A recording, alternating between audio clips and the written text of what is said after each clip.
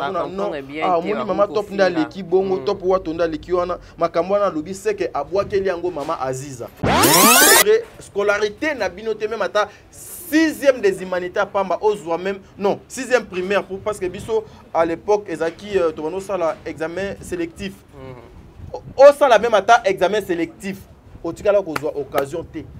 Mais bofinga ka biso kaka. Eza association ya batu mombo ba yé objectif ezali ko nuire détruire ko panza batu ko tia ba division ko boma ba mabala batu so tali bandeko wana ezala ekirindika ezala équipe nationale ezala les abakouk ezala banani mama ba causer ba bêtises ebele ba bebisi ba famille batu ebele na panzina ba mabala ba papa ebele ba wangani bazemi ba papa ebele ba wangana bana basi ebele ba wangani ba mibali parce que ba yaki na lokuta moko boye na internet tala ka bal moko de outil koleka awa.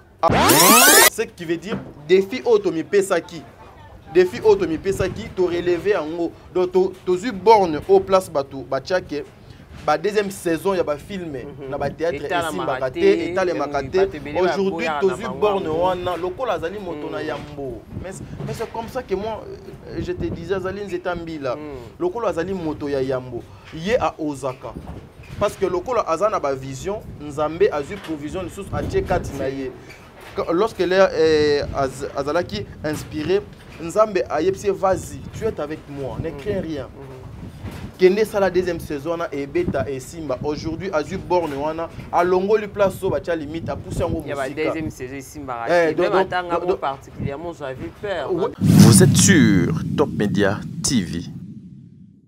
Mes salutations à tous les abonnés de Tirsa Bawaïla officiel. Merci à vous tous qui êtes branchés en ce net moment en train de nous suivre sur notre chaîne YouTube Tirsa Bawaïla officiel. Merci à tous les abonnés. Si vous n'êtes pas encore abonné sur notre chaîne YouTube, en tout cas, n'hésitez pas de vous abonner sur notre chaîne YouTube parce qu'il y a toujours des actualités où ensemble avec mon caméraman déjà merci pour la réalisation, merci aussi pour la prise de vue et un grand merci en tout cas à toutes les personnes qui nous servent aussi de nous conseiller, de nous porter conseil par rapport à vos suggestions, remarques et tout. En tout cas, ça me va droit au cœur et merci aussi à mon boss. On a un patron boss Nabiso, mais c'est bienvenu quand il est à Dubaï. Il y a avait dit un avion na défaut de exaltation à vous mon boss bienvenue quand il est depuis Dubaï. Sur ces plateaux, je ne serai pas seul, je suis accompagné de mon confrère Dadi Ngalapa, Dadi Oboye Mingi Nakati à Top Media. On a un patron à Top Media. Tous les Masulu. Par rapport à la sujet actualité boyebi tout ça na matanga il y a nos confrères au Bazouti Kabiso, il y a aussi de consoeurs au Bazouti Kabiso comme Flore Atika Kibiso et puis hier ils avaient une nouvelle nous sous yaki na combo ya ndeko na biso chinois ba tebele pe ba yebié au puis Atika Kibiso ensemble avec Tadi Torobé tapé sous Masulu il y a famille Libota parce que biso mingi ils a famille Libota si vous faites partie de notre partie, hein? Donc on a évité sur cette tautologie, comprenez. Donc si vous avez la famille de Bota, n'hésitez pas aussi de vous abonner sur notre chaîne. Vous s'abonner, ébélé, parce qu'il y a beaucoup plus de la maman Belgique on dit, tout ça la promotion. Il y a la famille de Bota, Tadi Ngalapa. Je vous salue, vous allez bien? Bonjour Tirsa, bonjour. Je suis très heureux, hein? Très heureux. De partager un plateau ensemble avec vous. C'est pour la première fois et je démontrer Nanzambe au ciel qui est Zambala Soukate. Amen. Donc c'est un peu ça. Merci. Voilà, j'espère que Zambala Soukate. Tu as dit tout bandana on a beaucoup plus. Il y a Masuru et Tali famille du Bota parce que toi aussi tu fais partie des familles du Bota. Promotion mingi il y a la protection et pas dans quelles sont des nouvelles à part la famille du Bota pour l'instant? Ouais, famille Bota est une grande famille. Oui. Ils ont regroupé les comédiens nyonso ya Congo. Le comédien tout ya Congo bazalaka ba famille Libota. Tout le monde baza famille Libota. na Mais ba c'est pas oyo tout le monde, quand tu dis tout le monde, il y a d'autres personnes qui c'est pas tout le te monde. bango nyonso baza famille libota baza ba fan révolté. Ben oui, on les appelle comme ça. Bazali ba femme révoltée. Nazali na ba vidéo ya kala si je savais en tout cas j'allais t'amener ça pour au balancer pour et accompagner ce que moi je parle. Tout le monde est famille libota. Tout le monde est famille libota yango au monde aka biso tozaka na problème atana mutu mon côté. De peur que tozwa na ba problème na ba koko na biso na ba yaya na biso na ba papa na biso na ba leki na biso po biso nyonso maman na biso aka belle. L'autorité morale guide suprême, celle qui oriente le genre, celle qui donne aussi la vie aux autres. Moi na moké na botete na ye. Dans ses mains, elle a le secret, il y a récit, il y a théâtre, il y a Congo. C'est ce qui fait en sorte que famille Libota, chaque jour, chaque minute, chaque tierce, nous allons toujours en bonne santé. Famille Libota, bazali vraiment malam. Bazali malam. Après, récompense, il y a YouTube, d'après qui m'a trophée. Famille Libota, baza focus boulot, parce que c'était les mot d'ordre à maman, na micro nanga dans le bas qui en focus boulot. Nous sommes restés concentrés avec le travail. Le fertilité, vraiment, on n'a pas besoin de ça. Nous sommes restés focus dans le travail. Famille Libota. Et ça, les abakou. Et ça, la banane. Et ça, la banane. Bango tout baka famille Libota. Baza bande qu'on a vu. Donc, tout ça vraiment bien. Ok. Bon, on a mini de promotion. Mini promotion. Très bien. Tout le monde a qui misanthropie Sylvie. Ton continue attend de la fin, déjà 8e épisode. Aujourd'hui, ils ont côté 9e épisode. Très bien. On a évité commentaire par rapport à attendre de la fin. Tout le monde a une façon de là. Parce que tout le monde a une façon pour tu n'as commis, façon de là. En tout cas, je ne sais pas quelles sont vos impressions par rapport à attendre de la fin. Je pouvais avoir que impression il y a SNO. Parce que vous savez, lorsque vous appelez cette dame Azali Poutine, ngai na benga ke Poutine, te na benga plutôt Nzetambila. Yazali Nzetambila. Tu sais pourquoi Nzetambila? Parce que dans Nzetambila, richesse est tondi et belé. Et Bellevue Azali patrimoine ya Congo. Bellevue Azali lokola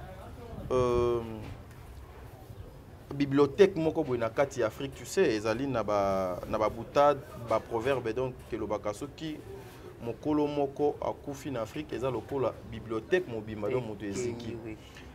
Bellevue Azali une nation. C'est une mère ya nation. Temps de la fin Azali deuxième saison nango. Là il faut préciser deuxième saison. Oui. Il y avait une première saison oyo ezala qui réalisé donc Salema ki batunyo so ba mona ki yango batunyo so ba sepela ki na yango avec faible commencement nango où tout le monde babaleka ki na ba etando eke pona ko finga omoni chaîne wana batala kango lisusu te patati patata, mais or c'était le temps de Dieu. Vous savez, lorsque vous venez pour exploiter des thèmes oyo ezali beaucoup plus bozoko s'attaquer na monde des ténèbres, na monde oyo batu belé bazali bazali concentré na quatre ezaka facilité. Donc vous devez vous préparer aussi sur le plan spirituel que vous soyez sécurisé dans Saint-Esprit. Le temps de la fin est banaki bien air et bandi misanthropie et yepo etangi sabiso sur le plan scientifique. Mais le public oyo bayambaka maman Bellevue ba consomaka maman Bellevue, ils avaient demandé à ce que maman Bellevue a ça la deuxième saison, il y a temps de la fin. Le coup là inspiration et si la quitter. Si vous regardez bien scène le coup là il y a papa Omari et il y a papa Guy, il y a maman Moseka, il y a maman Nabiso, Dada l'international, maman baza ebele, maman Milo, bango nyonso wana. Il fallait qu'au Fongolango, il fallait encore prouver au monde que ça grandeur ya Nzambe. Comment est-ce que le bon Dieu est grand? Et kolaksa na mokili ke force mon côté et l'équipe force ya Nzambe. Kolaksa na mokili tes problèmes na yo oyo lembani nango wana. Il y a une personne ceux qui au pusani pembeni na ye a côté solution koleka oyo ozo kozela wana. Et c'est comme ça que la Poutine azonga qui a commis. Bien précieux ali ya malamu. Aujourd'hui sotali la toute première épisode. il y a deuxième saison, il y a temps de la fin, nous sommes au-delà des 100 et quelques mille vues. Deuxième épisode également au-delà des 100 000 vues. Ce qui veut dire défi Otomi Pesaki. Défi Otomi Pesaki, tu relevé en haut. Donc tu as borne au place Batou, Bachake. La deuxième saison, il y a un film, il y a un théâtre ici, aujourd'hui, tu as borne le col Azali Motona Yambo. Mais c'est comme ça que moi, je te disais, Azali Nzetambila. Le col Azali Moto Yambo. Il est à Osaka. Parce que le col Azana a vision, Nzambe a eu provision de sources à Tchekatinaye. Lorsqu'elle est Azalaki inspirée, Nzambe a dit vas-y, tu es avec moi, ne crains rien. Kende ça la deuxième saison et Beta et Simba aujourd'hui a eu borne wana a longo li place so bacha limite a pousser en musique. Il y a la deuxième saison Simba raté. Même attends particulièrement j'avais peur. Maman oza yo mon côté beaucoup de personnes baba je me posais vraiment tant de questions. Voilà, tant de questions Tozo banga est-ce que deuxième saison ko Simba est-ce que mais aujourd'hui nous rendons gloire dans Nzambe bien que elle est combattue. Je t'informe même dans le tournage Nyon, il y a temps de la fin, première saison, il y a la deuxième saison, elle était souffrante. Elle était souffrante. Ce qui bolandi même dans l'épisode, vous sentez que elle était souffrante. Mais elle avait demandé à son Dieu, Seigneur, protège-moi, donne-moi la force. Je vais transmettre au Nganazanango et pas Yapé Plenayo, Batumoko va gagner quelque chose. Pour moi, l'impression et c'est une réussite totale. Avec Dieu, nous vaincrons. Voilà, c'est un peu ça. Voilà, avec Dieu, nous vaincrons. En tout cas, moi aussi, j'en profite pour féliciter vraiment Bellevue Kandi, la patronne pour de l'écriture. Donc, son ex vraiment on a la crainte la deuxième saison la deuxième saison mais wana est cartonné et bêti sous Fimbo. En tout cas mes félicitations à vous Belinda Kandi car Kandi tout là qui en tout cas va de l'avant aux vraiment encouragement nanga mais t'as dit ngala pas to se poser ba question ba tout soit lobby Bellevue a payé makati c'est quoi le problème non aussi c'est que deuxième saison mais lobby tout monde pour afficher bimi honnête to éviter. Deuxième saison, il y a temps de la fin et aussi dans le 40e épisode, est-ce que déjà dans le 9e, 10e, mais aussi là, pour venir déjà annoncer en gros, tout venir déjà pour tout se préparer qui est kalaté besoin. Je vous informe déjà, Bellard Production est une industrie. Il y a cinéma, il y a Congo. Sur le plan, il y a qualité, elle a la qualité, elle assure la qualité. L'industrie aussi demande la quantité. La quantité aussi, Bellevue en fait partie. Bellevue est une femme Oyo Abessa Abraté. Demain déjà c'est son anniversaire. Nous avons informé. Joyeux anniversaire à vous. Lobby déjà anniversaire, il y a maman, préparez-vous. Mais beaucoup ont la paix surpris. Lobby Mokolo y a anniversaire, au Moni n'a pas coupé action. Elle est capable. Elle est, voilà. Elle est capable. Toute sa vie. Premièrement, Bellevue a parvenu na théâtre. Elle ne pas Azali parvenu. Excusez-moi, c'est pas pour léser les autres ou bien pour na koloba parce que donc comment na moi problème il y a interprétation à makambo toleka tolobaka na télé. Ezali une façon il y a ko léser bande commission sauté mais je dirais Bellevue Azali parvenu. Elle a fait l'INA. Elle a fait l'INA donc c'est-à-dire au départ avant à opposer acte elle a été formée. Sa tête base avant que Bellevue aille na kati ya production na production elle écrivait d'abord. Elle était beaucoup plus dans l'écriture. Beaucoup de films qui ont été réalisés à Kinshasa, comédien, Nyon som ya Congo joie et pas major. La personne qui écrivait ça c'était Bellevue. Ezaki ba touche naie. Et le théâtre partait déjà vers le cimetière. Le théâtre partait déjà vers le but non Seigneur. Je suis allé étudier. Vous m'avez donné la force, Seigneur.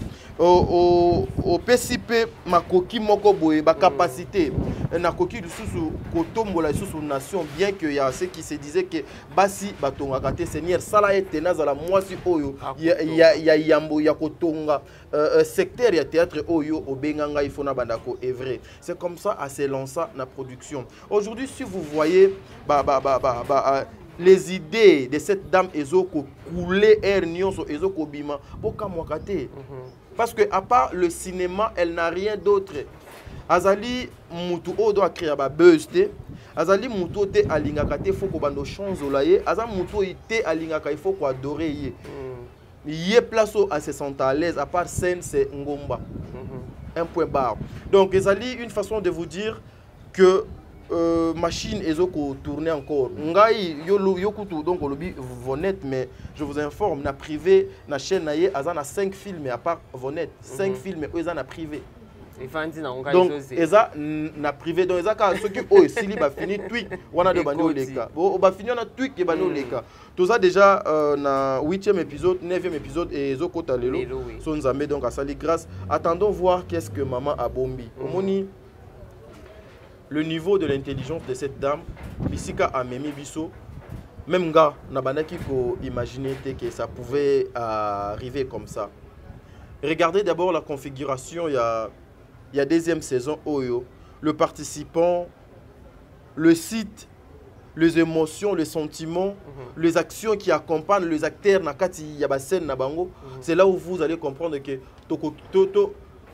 naza na place où il y a copé sa chance que peut-être na 9e épisode ici là ou bien na 10e ici là parce que nazo mona monde tezali nazo mona monde tezana ndo mulai tozo risquer après Vonette ya acha pont tozo sous 3e saison na moni ku ta changer style de fois au sous 49 na ba 9 10e à 6 mais score comme ti ba 12 mais maman mutu ezo sala te mutu ezo sala lorsque yango ngana to epsa yo quand le bon Dieu appelle sa vision après ça capena provision mutu na ye eza mukuse te eza mulai donc bolembate bozala concentré attendez Vonette ezokoya Vonette avant fin ya semaine oui j'en suis sûr avant fin ya semaine début ya semaine prochaine déjà bokozwa Vonette ça sera une histoire oyo je me réserve parce que ce que j'ai compris na histoire wana ba famille est belé, ba maman est belé, ba papa est belé.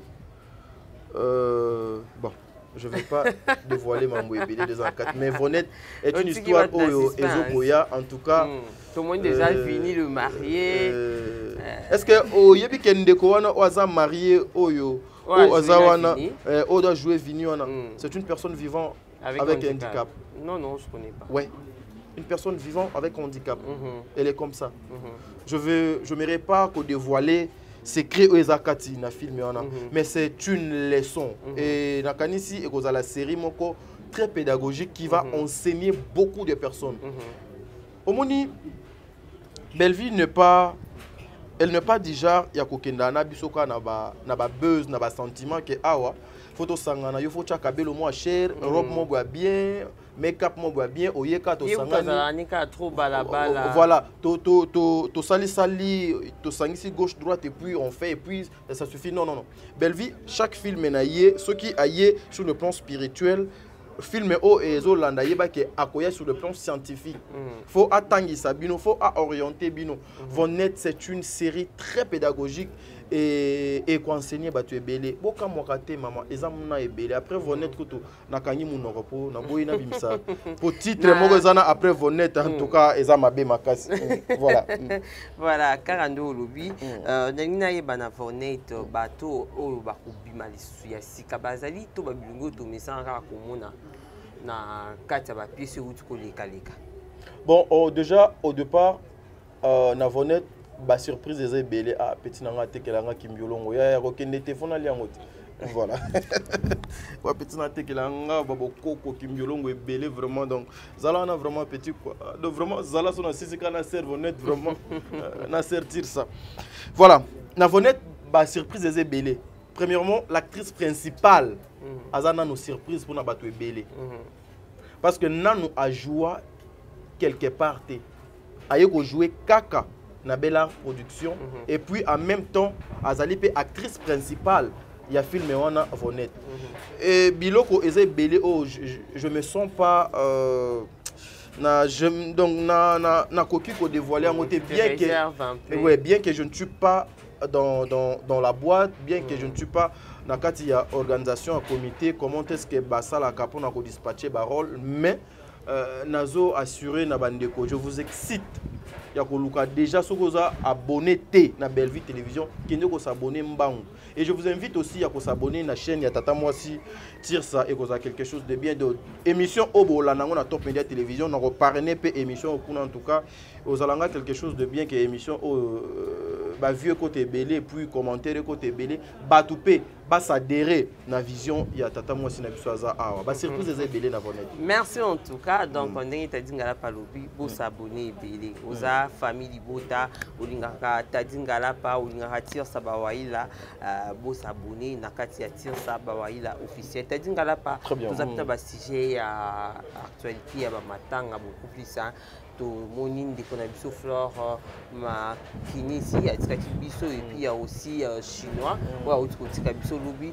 Toi personnellement comment est-ce que oyebaki bango, est-ce que vous gardez aussi des bons souvenirs na bandeko baki? Ouais, Flore déjà c'était une fille que j'ai connue quand na banzela ya misala na biso, que son âme repose en paix.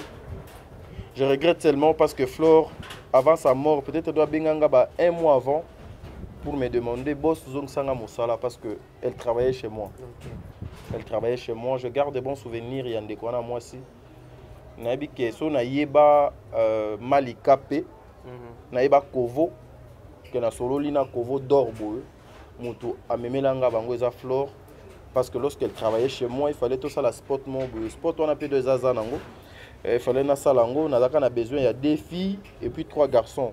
Na zui Yves Nanga, ce qu'on a nos garçons, c'est comme ça, à proposant boss nazo memelayo Malika, on ouais Malika déjà c'est une fille to mamana yep des fois na WhatsApp na trouva kaye très intelligente et elle est pour lui à proposer ngana Kovo.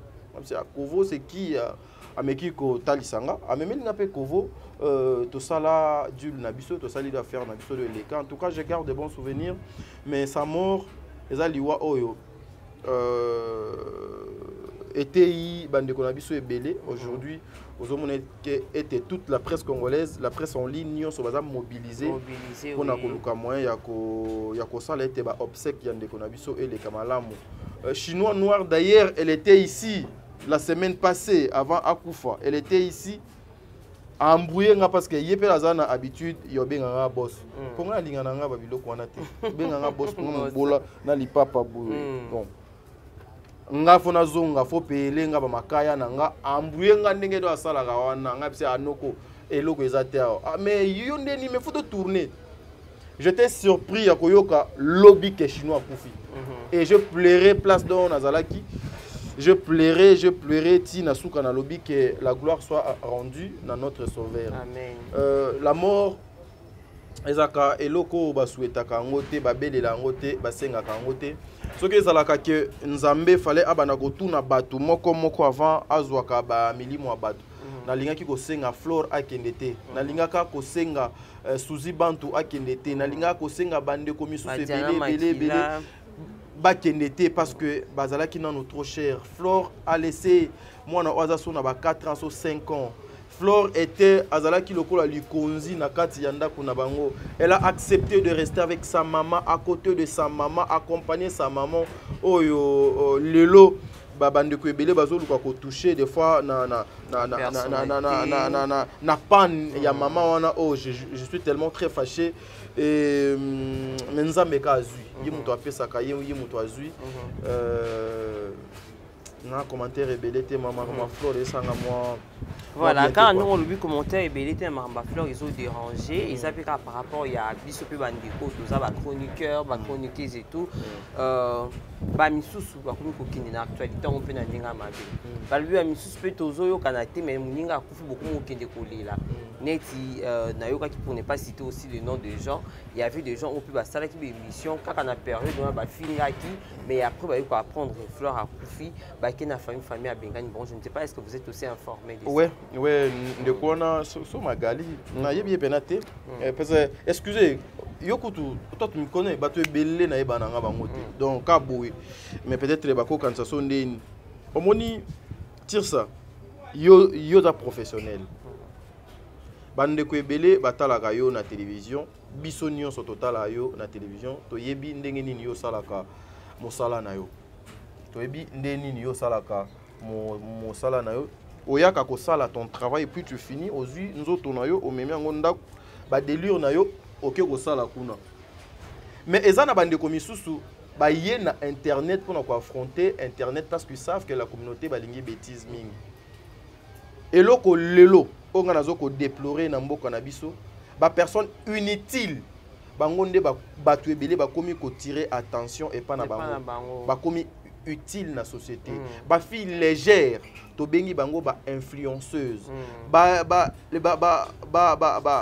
des hommes impitoyables sans cœur to bengi bango ba influenceur. Mais je me pose la question, bazo ko influencer jeunesse na nini na eloko nini bazo ko mema nini, parce que je vois souvent quand kabaye bazui ba mabele ndenge limisa tolono eza bongo bazui ba vimbisi yango boel azo ningisaka yango bo pik pik pik azui sima abalusi atie iPhone na ye na trépied azo bouger yango pik pik pik siko biso air to fani na banda po tozala influencer na corps na nzoto na ye bazalaka na besoin bakotaka biso ba femme de nuit na banzoto to kotaka na makanisi na biloko basalaka wana ou quoi. En tout cas c'est une façon ya oloba.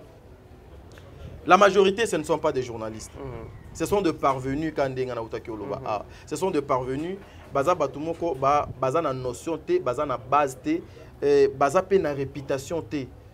Tu vois, baza ne loko ya ko sauver te ni ya ko protéger te na place publique. Ya pour na ko foudre na ba merde, tu vois. C'est pour toucher na ba personnalité, na ba dignité, tout ça fait pas quelque chose de bien. Tu es une mère, tu es un enfant. Aujourd'hui, moi, on peut-être à consulter à YouTube, peut-être donc à consulter à TikTok. À mon avis, bazo finga nzoto ya mama na ye o ye moko abimi na kati mais atikala ko mona te. Ti lelo. Mais batumo ba fandi pe o koyoka bazo tuna. Tire ça, est-ce que kuna tension ça va? Et ça genre ya communauté nini oyo. Bandeko wana bazali lisanga oyo ba BBC mosala o après. Tu sais que aujourd'hui même invité na ba plateau na biso ba commis trop difficile à cause de ça. Oko yamba mama top awa aye alobi na ye makamu na ye esili akei menangambu moko boye compréhension na bango ba non moni mama top nda leki bongo top wato nda leki wana makambo wana alobi c'est que abwakeli yango mama Aziza ale ba bandi ko s'attaquer na mama top bandi ko finga mama top. Aujourd'hui bato pesa biso sous chance te grâce wana te ya koyambaka bato na ba plateau parce que bakomi ko battre la personnalité na bango baza ba journaliste te eza lisanga ya ba fingi preuve na vidéo yozo loba wana bazo ko swa na bango bato ba finga ka bato eza na moko musu ayaki alobi te ayebaki te ke azaki malade musu alobi te ayebaki aza malade moko wana pe lisusu ayebi te basalaki bongo po ye aya kosala droit de réponse. Donc mosalo bino osalaka ma sœur ndeko nanga, est-ce que il faut na informer bato il faut na ya na finga tire ça pour tire ça ya asalanga droit de réponse to koma yo leki o fingi nga na leki na fingi pour que biso to gagner ba vue, pour que biso to apporter un plus dans la nation. C'est comme ça que moi je dis na c'est ça na président Christian Bossembe. J'appelle aussi notre président, il y a presse en ligne Israël. Je sais qu'il est trop azaka trop logique. Il y a ko luka moins, il y a ko statuer na cannabis.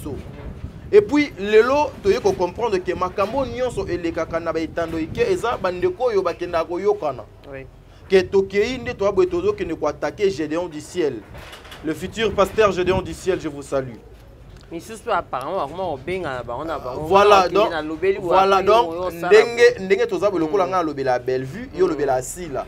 Nazo leka nazo ke ne ko finga Bellevue yo pe leka finga Sila.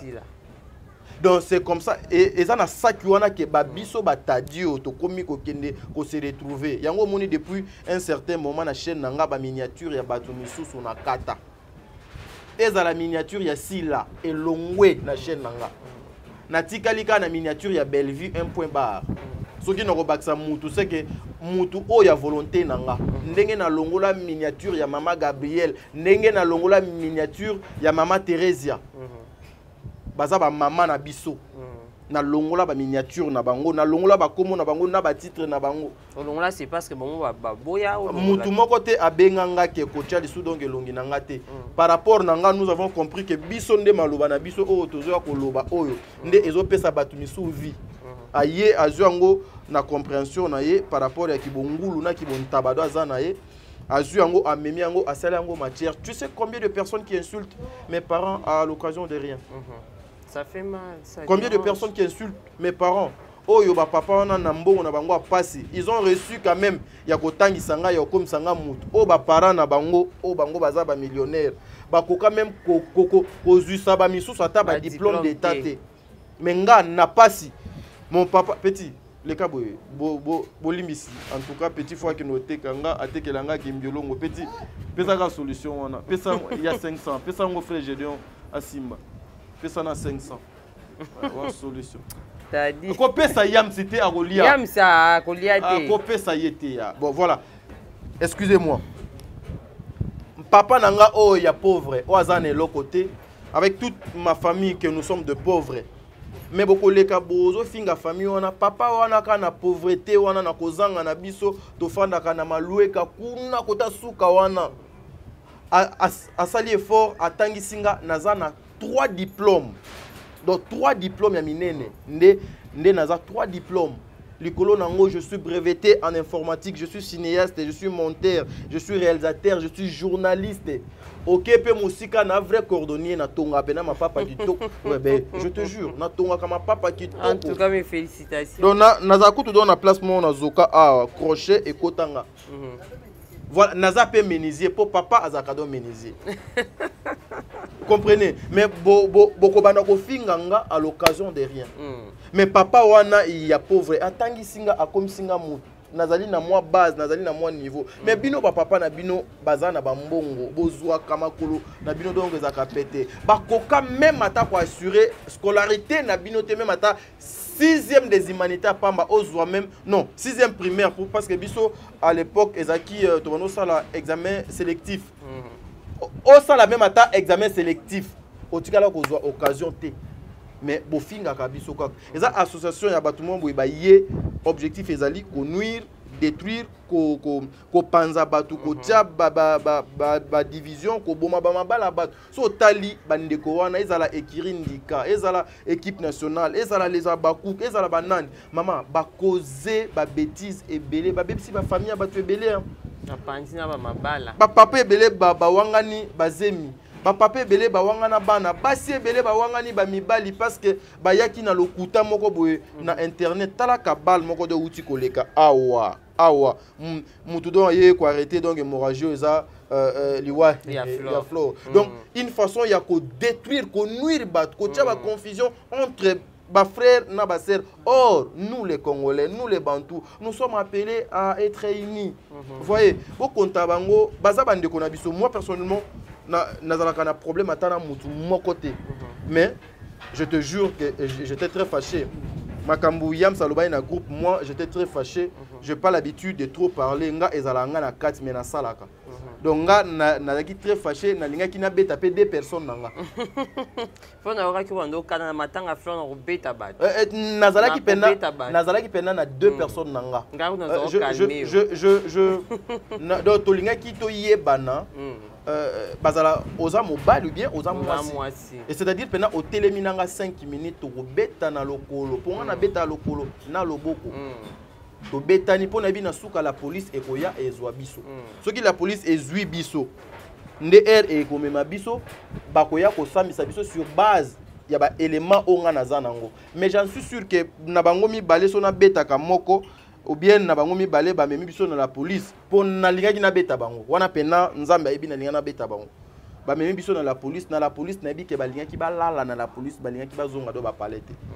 Mais après un temps omoni na kamwa niveau mokie o tozanango tozali na côté ya mutu mo to défendre ka ba valeur so na poser menanga et pas ya bandeko mo bo ezala quelque chose de bien te nyonso ekotomber na mutu ya Bellevue ataza innocente ata sali na donc le côté ekotomber na mutu ya Bellevue mais jour ba simbaka parent nanga ba papa nanga en tout cas j'étais très fâché na degré moko et yango wana ce que na kanda il faut pas quoi agir faut zo na no moi temps et mikolongo na banaki ko fréquenter ba place na banaki okende ba yams ba yebi na banaki kende mingi Willery Bandal Matonge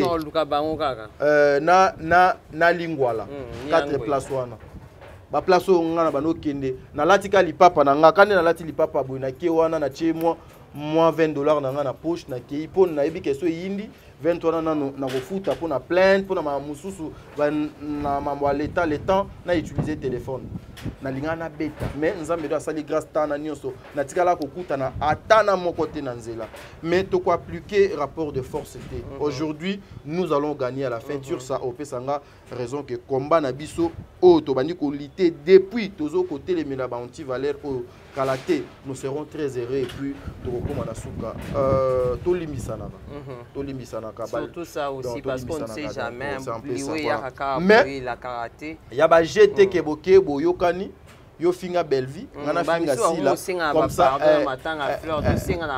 comme ça tout ça là ba jeune na biso na te ngana za ka master mout à l'internet na za ka na master te je le dis naza na ba confrère na nga ba consoeur na nga mais naza ka na meilleure amitié même attache nga nazala ka na master te na vie normale boy nazala na nga na master te ba master na nga eza ba yams ba die merci mon dirba ba Ivipan Gédéon aza master na nga te Gédéon akoma plus qu'un frère parce que donc comme famille ouais donc parce que nga na kota kana chambre ya Gédéon bana Gédéon sonake ba yaka ko yambanga lokola papa donc yé na ko côté te na makambo voilà tire ça voilà merci en tout cas t'as dit ngala pas ensemble mais Yams ndé azara petit frère Yams a petit frère ouais petit frère mon dire ba petit frère non lokola tozali ba petit frère ba koma ba voilà ouais to koma ba master toi mibali amitié pe qui parle ouais donc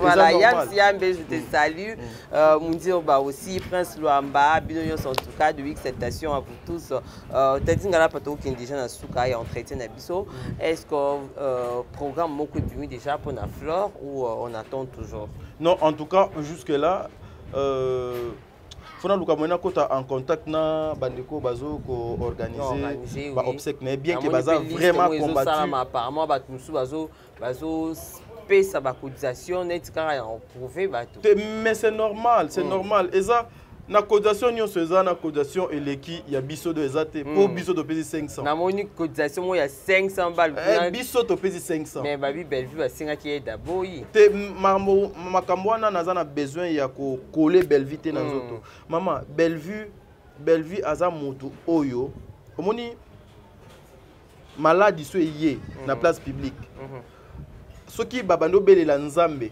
deuxième personne babelela ka ezaka Bellevue Koufa so yé après Nzambe Bellevue. Problème so yé après Nzambe c'est Bellevue.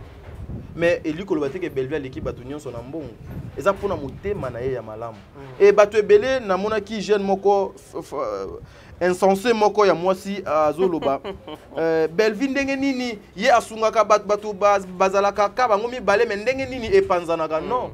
Eza lokola chaîne mo bati wana ba lui Bellevue lukutani monani a cotiser na été ba okosaka pesa iko bazo bango ba vivaka bongo ces gens là ba vivaka na matière que non to kene to beta boye comme ça et ko soyez koyoka pasi comme ça bosana elle n'a plus ce temps ba ma bende déjà mo boye et telema eloba yams eloba yams a telemi awa ngana telemi mundir ba telemi demer a telemi yo telemi ba luamba ba gemima ba pams ndeko nga mosi komono bena pams matondo Bianca Telemi ba pams ba Telemi on les kawa plus douce ezate donc sur le plan intellectuel donc ezali bloqué donc makambo ndenge e bandaki o salema na désordre et kotika la sous donc ko salema bongo te bakanisaka que Bellevue est dans le désordre ba profiter na gentillesse na ye aujourd'hui ba komi kolela que non 12 kota kuna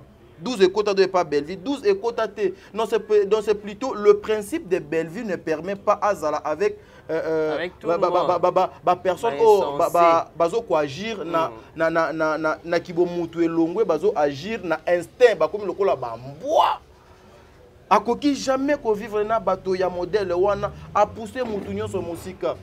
Bellevue pona nini bato baye baka non. Eza lokola ndeko mo na yamba awa petit mais costaud. akenda prison asala plus d'une année po abima azaki na mutu te o fallait do abimisa ye mais herba benga Bellevue alobi oh asala kinini oh zo senga nini oh $1 Bellevue azu $1 apesi ndeko wana era bando leka na ba télévision pona ko sala ba émission est-ce que Bellevue mutu atindi ye moko amoniki non maman do nga salinga donc loko ya malamu il faut na leka na luka mo pe na lobado bolamu na ye Bellevue asalinga bolamu na ye na beteli li solo yo zui obeteli cameraman na biso aza donc alati rouge ye pe azu kuna abeti Anthony ti eki est-ce que c'est la faute de Bellevue cotisation ou pas celle d'IEC Bellevue quand mutu ayebi à part nzambe na Bellevue mutu mususu doit éviter ata basali 1 million ba émission 1 million et quitter Mati.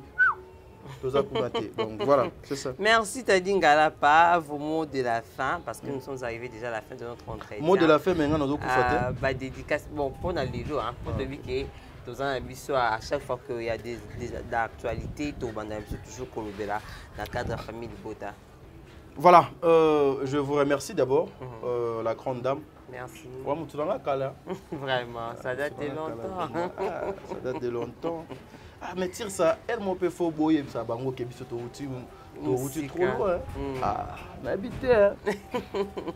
Voilà, un grand merci à vous, un grand merci à réalisateur, Tom Zakimwena. Tom Zakimwena. En tout cas, un grand merci à vous, Montréal. Un grand merci à l'équipe Nyonso, accompagné Bisso.